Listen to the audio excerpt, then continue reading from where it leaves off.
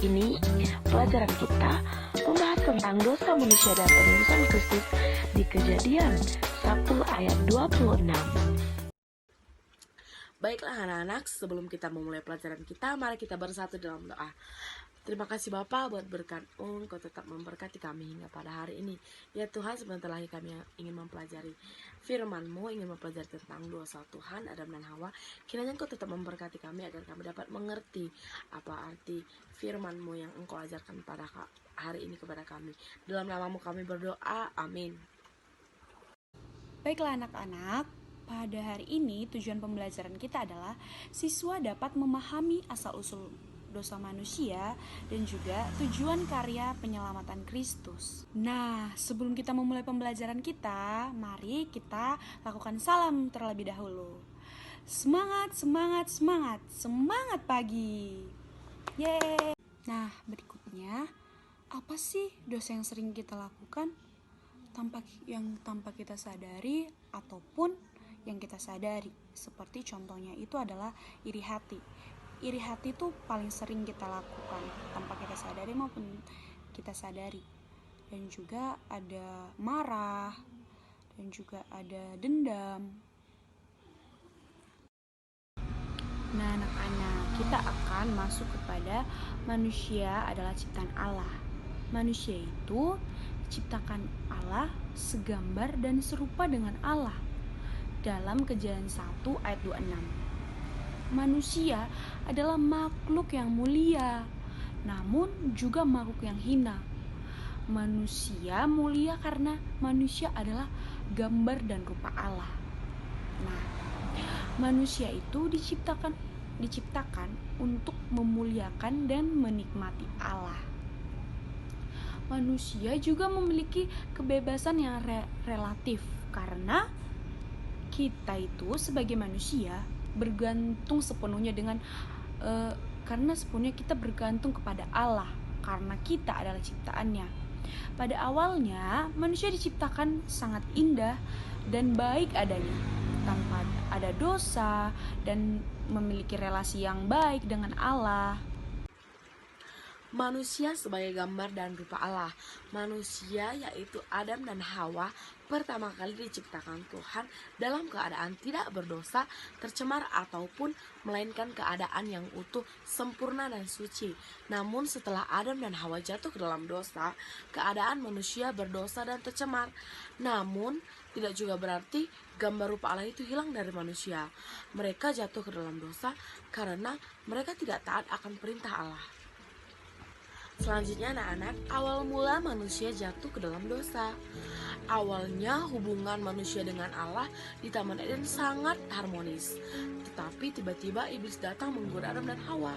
Iblis memakai binatang ular yang cerdik itu untuk menggoda Hawa, dan Hawa mendengarkan rayuan iblis itu dan memakan buah itu. Karena Adam dan Hawa telah melanggar perintah Allah, maka mereka harus menanggung akibat dari dosa yang mereka langgar itu. Sebelum Adam dan Hawa diberi mandat untuk memelihara, menguasai bumi, dan juga memperbanyak gambar dan rupa Allah. Nah, karena tidak ketaatan Adam dan Hawa, mereka harus dihukum atas pelanggaran yang mereka lakukan. Karena perbuatan mereka, semua manusia menjadi berdosa dan tercemar, di mana manusia diberi kebebasan untuk memilih dan mengambil keputusan. Manusia diberi pilihan untuk tetap taat atau tidak taat. Jadi di sini manusia tetap diberi pilihan apakah kamu mau taat atau tidak. Dan yang kedua, dosa tidak berasal dari Allah. Dosa timbul dari hati manusia. Dan manusia memilih untuk melanggar perintah Allah.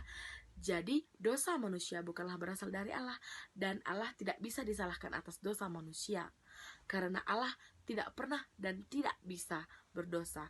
Jadi dosa manusia ada karena manusia itu sendiri yang memilih untuk melakukan dosa, dan akibatnya semua manusia tercemar dalam dosa, dan natur manusia natur berdosa. Halo anak-anak, inilah gambar pada saat Adam dan Hawa jatuh ke dalam dosa. Pada saat itu mereka digoda oleh ular merah itu dan menyuruh mereka untuk memakan buah itu, sehingga pada saat mereka setelah memakan buah itu mereka jatuh ke dalam dosa. Manusia awalnya diciptakan tidak berdosa, namun karena mereka tidak taat dan memilih untuk melanggar perintah Tuhan, akhirnya mereka jatuh ke dalam dosa dan mereka menerima hukuman dari Allah. Namun karena kasih Bapa kepada manusia, kita tetap menerima janji keselamatan itu.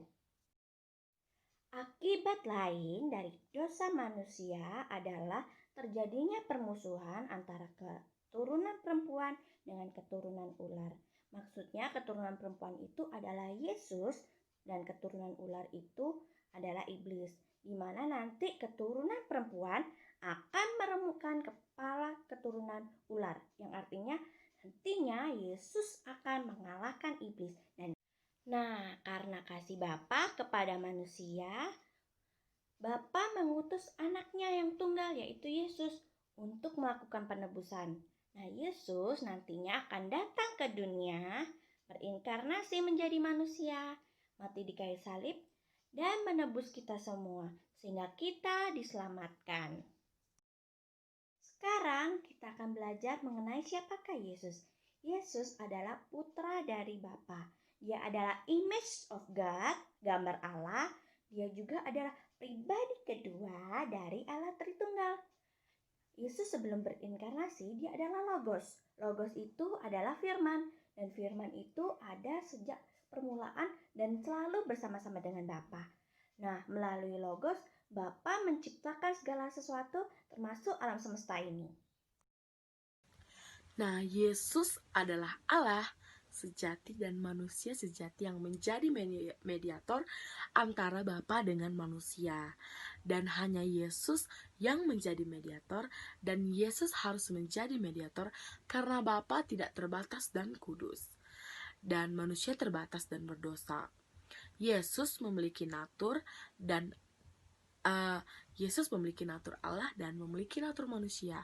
Namun, sekalipun ia memiliki natur manusia, Yesus tidak pernah berdosa dan Yesus tidak dapat berdosa.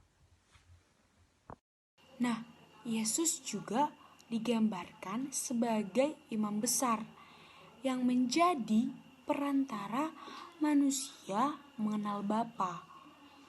Yesus mewakili kita berjumpa dengan Bapa karena manusia yang telah berdosa. Manusia hanya bisa berjumpa dengan Bapa melalui pribadi Kristus. Kesimpulannya, manusia diciptakan tidak berdosa. Namun karena ketidaktaatan mereka dan meninggalkan Allah, manusia jadi berdosa dan semua ciptaan juga berdosa. Bapa yang mengasihi kita mengutus Yesus untuk menebus dosa kita. Yesus harus menjadi manusia untuk dapat menebus dosa kita. Jika Yesus tidak menjadi manusia, dia tidak akan bisa mati dan tidak bisa membayar dosa kita. Hanya Yesus yang bisa menjadi manusia. Dan hanya Yesus yang adalah Allah sejati dan manusia sejati yang dapat melakukan penebusan itu. Dan karena kasih Bapa kepada manusia, kita menerima anugerah keselamatan. Shalom, kami dari kelompok 6 ada Ibu Emia, Ibu Hana, dan Ibu Yola ingin mengucapkan banyak terima kasih atas perhatian kalian semua.